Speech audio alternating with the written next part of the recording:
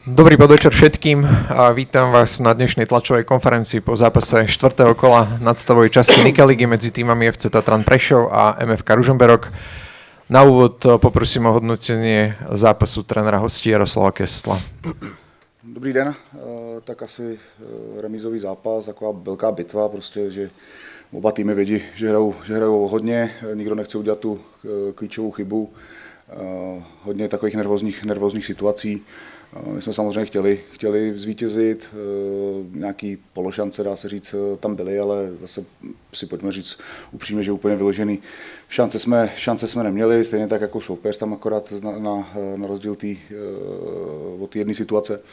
A říkám, takový nervózní, pak hodně rozkouskovaný, prostě strašně standardek, nevím, jestli všechny ty fauly jako byly, takový zvláštní, ale OK.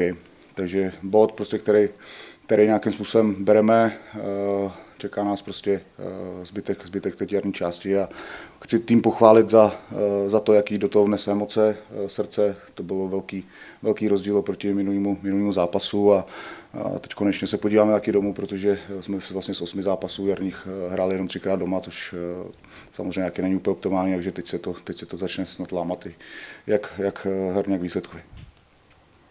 Ďakujem. Slovo pre trénera domácich Erika Haurilu. Pekný deň. Tak súhlasím s kolegom, ten úvodný polčas bol viacej taktický, viacej sa vyčkávalo možno na nejakú chybu, nejakú šancu a to bol taký medzi 16-kový futbal. Nikto to nechcel otvoriť, ale musím povedať, že v druhom polčase sme z môjho pohľadu boli jasne dominantnejším mužstvom a vypracovali sme si jednu fakt tutovku, takú druhú polšancu, Regali hlavičkoval z päťky.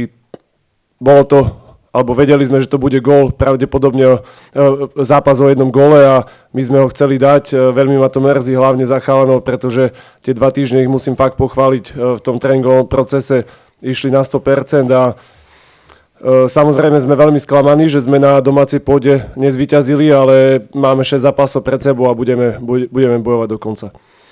Ďakujem. Vaše otázky, nech sa páči.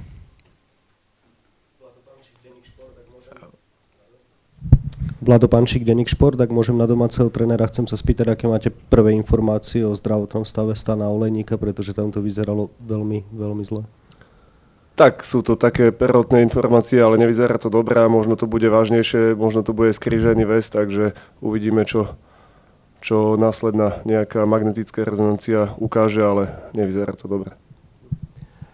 Čo sa týka zdravotného stavu, pán tréner hostia, aj vy máte veľmi veľa problémov, takže akým spôsobom ste sa s tým bili, ako sa aj skladala teraz zostava na tento zápas, pretože bolo vidno, že ste museli do veľkej miery improvizovať. Tak teď to bylo jednoduchý, každý, kdo mohl, tak hrál. Takže to bylo jedno z nejjednodušších teď rozhodnutí v tom týdnu. Chci obrovsky poděkovat těm klukům, který tolik nenastupoval, jako je Lukáš Endl, Adrián Slávik, potom vlastně Gomola, prostě jak chytili to tempo toho zápasu a samozřejmě teď nám z toho vypadl ještě Králík, že jo, bohužel nešťastnou jakoby srážkou, takže to je další střídání, který jsme tam museli použít.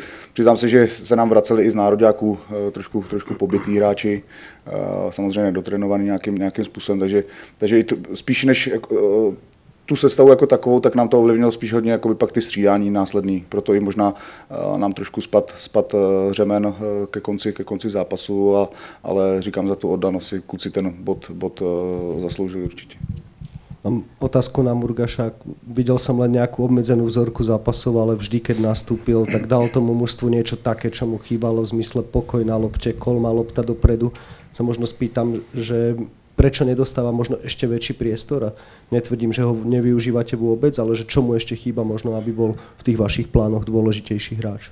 Tak teď vlastně nehrál hlavně z toho důvodu, protože byl s nároďákem, vlastně vracel se komplikovaně, že z Kazachstánu s 21, takže ten přelet, časový posun a tak dál, takže my jsme nějakým způsobem se na to vlastně 2 týdny připravovali na ten zápas a on tam jakoby nebyl, takže proto a jinak si myslím, že on tu minutáž jako u nás má. Máte pravdu, je to hráč, který má velmi vysoký klid na míči, dostává nás z té výstavby zase do jiného levelu, hlavně společně vlastně s Grigerem a týmem Mudrym, takže je to hráč, který má svoje určitě uplatnění a uvidíme pak, co s ním bude samozřejmě v létě, protože zatím je u nás na hostování. Ak ešte môžem na domáceho trénera, trošku sa vám otáča to s tými fanúšikmi. Dneska ste si museli vypočuť aj kritické slová, paradoxne po zápase, v ktorom vôbec to nevyzeralo, že by tí chalani nechceli, práve naopak skôr, že sú možno až v krči, by som povedal. Takže čo s tým, možno aký odkaz pre tých ľudí? Ako som povedal, ja som videl tých chalanov 2 týždne a trénovali veľmi, veľmi dobre. Bola tam pozitívna energia a videl som, ako chcú zlomiť ten zápas. A dôkazom toho bol ten druhý polčas. Samozrejme, tí fanúšikovia majú právo na to vyjadriť svoju nespokojnosť, pretože každý chce vidieť tento klub vyššie v tabuľke, ale je to o nás, o tej pracovitosti, aby sme tým fanúšikom aj v tých ďalších zápasoch ukázali, že nám tento klub nie je ľahostajný a že za ňo budeme bojovať do posledného zápasu a samozrejme, ja by som chcel, aby fanúšikovia nás podporovali aj do posledného zápasu, takže len našimi výkonmi si ich môžeme pritiahnuť na svoju stranu.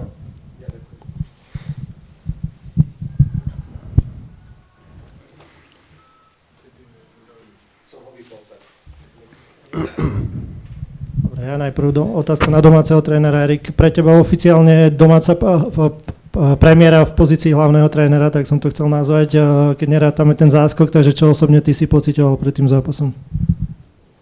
Pociťoval som odhodlanie sa pobiť o víťazstvo a to je asi všetko. Nejako som to špeciálne neriešil, ja som tu na to, aby som tým chalanom pomohol a nebol to zápas o mne, ale o nás a o celom klube a toto budeme stále mať na prvom mieste, že bojujeme za klub. Cez polčas bol nejaký zvýšený hlas, alebo ste skôr ukľudňovali tých chlapcov, lebo prvý polčas sa bali prevziať zodpovednosť na seba? Tak potrebovali sme si nastaviť trošku veci smerom do ofenzívy a myslím si, že aj tými stredaniami nám tie situácie herné vychádzali smerom dopredu lepšie, boli sme viacej nebezpečnejší a jednoznačne sme chceli hrať viacej kolmo a využiť priestory, ktoré nám super ponúkol. Otázočka na trénera hostí. Pre vás asi nie je zlý bod dnes, aj ste to povedali, ale na druhej strane tiež tá séria bez víťazstva už trvá veľmi dlho, takže aká je tá psychická pohoda vášho mužstva? Jo, tak samozřejmě každý chce vyhrávat, ale někdy ta série je lepší, někdy horší. Říkám, my jsme vlastně z těch 8 zápasů hráli jenom 3krát doma, což je taky určitý faktor, který v tom může rozhodovat. Říkám, sami vidíte ty zdravotní indispozice, prostě, která se nás týká vlastně od začátku jara se s tím lopotíme, plácáme tu sestavu, prostě nemůžeme vlastně hrát ani v jednom složení. Uvidíme, jak to bude příští týden, věřím, že nějaký hráči by nás mohli doplnit z těch, co jsou indisponovaný, ale úplně ten výhled na to teď jakoby není, takže určitě chceme vyhrát, chtěli jsme vyhrát i dneska samozřejmě, ale někdy ty okolnosti jdou trošku proti vám.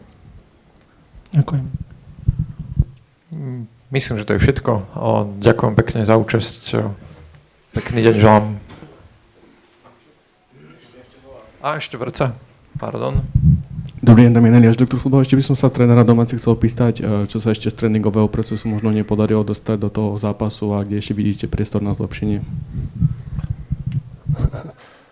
Samozrejme, za 2 týždne nemôžete tie svoje myšlienky preniesť všetky hneď do zápasu, čiže vždy tam je priestor na zlepšenie, ale ako som už povedal aj pred týmto zápasom, že my musíme hrať ako keby na výsledok a možno ten oko hľadúci futbal musí ísť trošku bokom a jednoducho musíme sa zamerať na výsledky a iba toto nám pomôže ísť v tabuľke vyššie.